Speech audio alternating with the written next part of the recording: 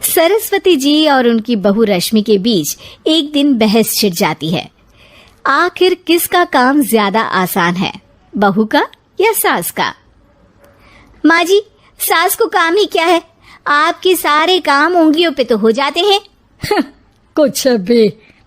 हाँ, हिसाब तो उंगलियों पे ही हो जाता है ना। अरे बेटा, ऐसा सिर्फ अभी लगता है। जो मुझे करना पड़ता है ना, वो तुझे करना पड़े तो समझ आएगा कि असली काम का पहाड़ कैसा होता है। ठेले बराबर वजन भी नहीं है आपके काम में, और बात पहाड़ों के वजन की कर रही हैं आप। तू ऐसा करती ही क्या है घर में बेटा, ये तो बता मुझे। मैं थोड़ी ना कुछ करती हूँ, सब जादू से हो रहा है इस घर में। अरे एक दिन मेरा काम करोगी तो समझ आएगा। Okay okay, shut up. कल से मैं घर के काम करूंगी और तू मेरी जगह हर चीज का हिसाब रखना, ठीक है? ठीक है, ये भी कर लेते हैं। ये सास बहू की डील के बारे में रश्मि के पति अमन को नहीं पता था और ना ही अमन के पिताजी सुरेश जी को। पर गेहूं के साथ साथ जैसे घुन भी पिस जाता है, ये दोनों भी पीसने वाले थे। सुबह अमन उठकर रेडी होता है ऑफिस जाने के लिए, तो पता है उसके कपड़े नहीं निकले हुए हैं। अरे रश्मि, तुमने मेरे कपड़े नहीं निकाले? अपनी माँ से पूछो ना, उन्हीं का काम है ये। अमन अपनी माँ के पास जाता है। अब मेरे कपड़े आज आप देने वाले हो क्या माँ? हाँ, देना तो मुझे ही चाहिए, पर तेरी बहू ने कपड़े धोने ही नहीं डाले, तो कोई भी धुला हुआ कपड़ा नहीं है बेटा। हैं? ऐसा क्यों? कपड़े तो धोने आप ही देते हो ना माँ? अरे बहू ने तुझे बताया नहीं, अब हम अदल बदल गए हैं। मैं अब बहू और तेरी बीवी सास। अमन परेशान हो गया। वो बिना इस्त्री के कपड़े पहनकर ऑफिस चला गया। सरस्वती जी अपने घुटने के दर्द के कारण झुककर घर साफ नहीं कर पा रही थी और ना ही खाना बनाना याद रख पाई। उधर रश्मि पहले ही दिन घर की चाबी घुमा चुकी थी और 300 रुपए का हिसाब अलग नहीं मिल रहा था। पर दोनों का ही घमंड कैलाश पर्वत से भी बड़ा था और दोनों ही खेमे एक दूसरे की बात मानने को बिल्कुल तैयार नहीं थे।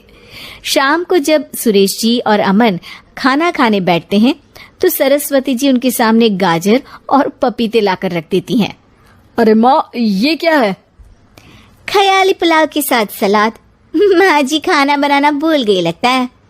अरे एक एक चमन्नी का हिसाब है मेरे पास, खाना बनाना कैसे भूल जाऊंगी? ये तो मैंने पढ़ा था कि फल फ्रूट खाने से सेहत अच्छी रहती है, इसीलिए ये ले, एक फल खा ले। रात को सुरेश जी और अमन अपनी मीटिंग बिठाते हैं अकेले में। बाबूजी, इनकी लड़ाई के कारण ना हमें ठीक से खाना मिल रहा है, उल्टा घर के सारे काम रुक गए हैं। हाँ बेटा, 2 भैंसों की लड़ाई में बेचारे खेत के पौधों का भी नुकसान हो रहा है। पर पापा, क्या बताऊं आपको, मैंने माँ को इस महीने की 2 तारीख को बिजली के बिल के पैसे दिए थे। आज बिल भरने के लिए मांगने गया तो पता चला कि रश्मि उन पैसों से गैस सिलेंडर ले आई। अच्छा, तो सिलेंडर के पैसों का क्या हुआ?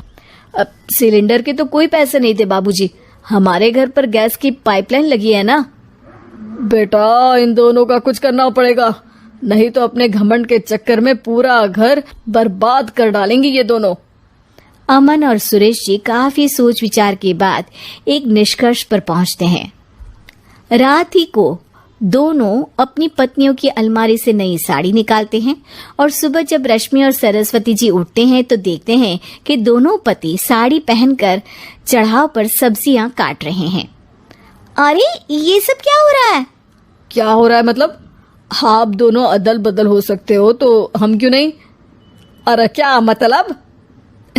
नहीं नहीं, मेरी भी बचपन से किसी की बहू बनने की इच्छा थी, तो आज से सरस्वती तुम बड़ी बहू, मैं मिडल बहू और अमन छोटी बहू। अरे लेकिन सब घर पर बैठ जाएंगे तो कमाएगा कौन? ये घर कैसे चलेगा? अब वो तो भैया या बाकी लोग जाने, अब हमने भी अदल बदल कर ही लिया है तो कुछ नहीं हो सकता।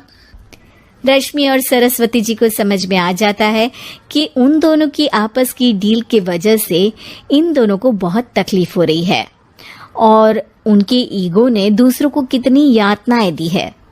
अब असल में माँ जी आप सही थी, सास बनना बहुत मुश्किल है। अरे हाँ बेटा, और तू भी, मुझसे तो नहीं हो पाया सब घर के काम, वापस बदल ले क्या? हाँ हाँ बिल्कुल माँ जी, और अब आप दोनों भी बदल लीजिए, कोई आ गया तो आप दोनों को देखकर क्या सोचेगा। अच्छा है, आप दोनों के समझ में ये बात तो आई। मैं फटाक से कपड़े बदल लेता हूँ। अरे रुक जा बेटा, एक फोटो ले लेती हूँ तेरी। मेरी बेटी होती तो तेरे जैसी ही दिखती साड़ी में। और मेरा फोटो नहीं लोगी?